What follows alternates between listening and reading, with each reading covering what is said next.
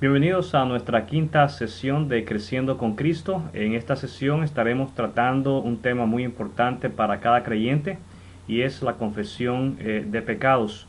Desde el momento en que uno recibe a Cristo como Señor y Salvador, Él promete su presencia y compañerismo continuo. En Hebreos capítulo 13, versículo 5, encontramos la promesa de que Él nunca nos va a dejar, de que nunca nos va a desamparar. Según Romanos capítulo 8, versículos 38 y 39, absolutamente nada puede separarnos del amor de Dios que es en Cristo Jesús. Eh, Ahora quisiera mencionar una realidad y es de que tú y yo como creyentes no estamos exentos de pecar. Lo ideal es de que tú y yo vivamos vidas obedientes a Dios, de que nos sumerjamos al estudio de la palabra de Dios y de que vivamos vidas consagradas a la comunión íntima con Dios. Cada creyente está llamado a desarrollar, a cultivar esa amistad con Dios. Pero tú y yo, somos hombres de carne, somos hombres de hueso. Y el apóstol Pablo ilustra esta realidad en la primera carta a los Corintios. Quisiera en este momento invitarte a que abrieras tu Biblia en Primera de Corintios capítulo 2, versículos 14 y 15. Leemos, pero el hombre natural no percibe las cosas que son del Espíritu de Dios, porque para él son locura y no las puede entender, porque se han de discernir espiritualmente. En cambio, el espiritual juzga todas las cosas, pero él no es juzgado por nadie. En el capítulo 3 de Primera de Corintios, versículos del 1 al 3, leemos estas palabras del apóstol Pablo. De manera que yo, hermanos, no pude hablaros como a espirituales, sino como a carnales, como a niños en Cristo.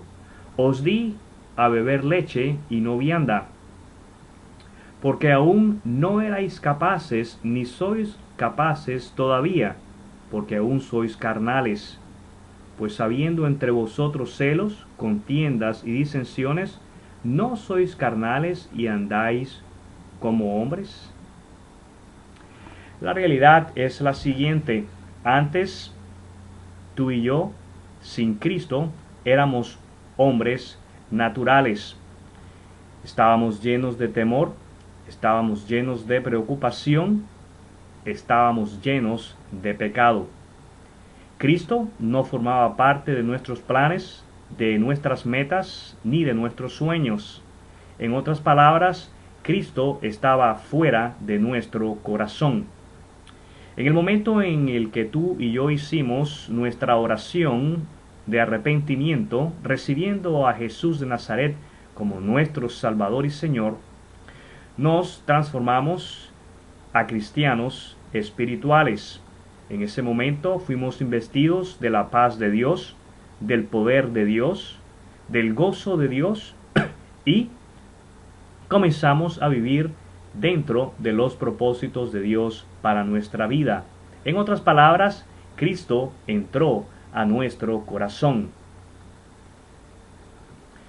Según el apóstol Pablo, tú y yo llegamos a ser cristianos carnales en el momento en el que le damos lugar al pecado en nuestra vida, en el momento en el cual tú y yo voluntariamente escogemos desobedecer a Dios y a su palabra, en el momento en el cual tú y yo le damos lugar a nuestro ego.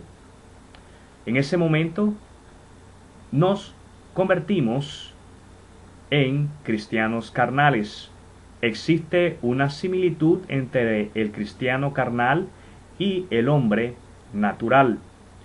Nuevamente el temor se apodera de nosotros, la preocupación y el pecado reina en nuestras vidas. Ahora, quisiera invitarte a que fueses conmigo a Primera de Juan, capítulo 1, versículo 9. ¿Cómo es que tú y yo podemos regresar nuevamente de un cristiano carnal a un cristiano espiritual. Leemos las palabras del apóstol San Juan en Primera de Juan, capítulo 1, versículo 9. Si confesamos nuestros pecados, Él es fiel y justo para perdonar nuestros pecados y limpiarnos de toda maldad. Si hay algo que tú y yo estamos llamados a hacer como creyentes en Jesucristo, es a arrepentirnos, a darle la espalda al pecado. Luego, estamos llamados a confesar nuestro pecado a Dios. Y dice este pasaje en Primera de Juan 1:9 que Dios perdonará nuestro pecado. Y no solamente perdonará nuestro pecado, sino que nos limpiará de toda maldad. En otras palabras, tú no pierdes tu salvación. Tú no dejas de ser un hijo de Dios. Si tú eres padre de familia y un hijo tuyo desobedece una orden tuya, ese hijo tuyo no deja de ser tu hijo en ningún momento. Tú no lo desheredas ni él pierde tu apellido. Tú te enojas con él. Por consiguiente, tu hijo recibirá la consecuencia de su pecado, de su desobediencia. Pero en el momento en que tu hijo regresa a ti y te pide perdón, esa comunión es restaurada. Eso es lo que encontramos tú y yo en el Evangelio de Lucas, en el capítulo 15, en los versículos del 11 en adelante. Esta es una ilustración en relación a lo que pasa con un hijo desobediente, pero que al descubrir su error recapacita, se arrepiente, se aleja de su pecado y se vuelve hacia Dios. Quisiera traer tu atención al Salmos 51. A la luz de este salmo, hay algunas cosas necesarias en la vida del creyente. Número 1. Si tú estás viviendo una vida de desobediencia, si tú has escogido voluntariamente desobedecer a Dios, a su palabra, aún conociéndolo, quiero animarte a que te acerques a Él y le pidas a Él que tenga misericordia de ti. La palabra de Dios nos enseña de que Dios tiene misericordia de aquellos de los cuales Él escoge tener misericordia. Salmo 51, verso 1. Ten piedad de mí, oh Dios. Versículo 4. Reconoce tu pecado. Contra ti solo he pecado. Reconoce que en tu desobediencia, en tu rebeldía, has pecado contra tu Dios. Versículo 7. Purifícame con hisopo y sé limpio. Pídele a tu Dios, pídele a tu Padre Celestial que limpie tu camino, que limpie tu vida. Versículo 10. Crea en mí, oh Dios, un corazón limpio. ¿Sabes? Si hay algo en lo cual Dios está interesado, es en crear en cada uno de sus hijos un corazón limpio.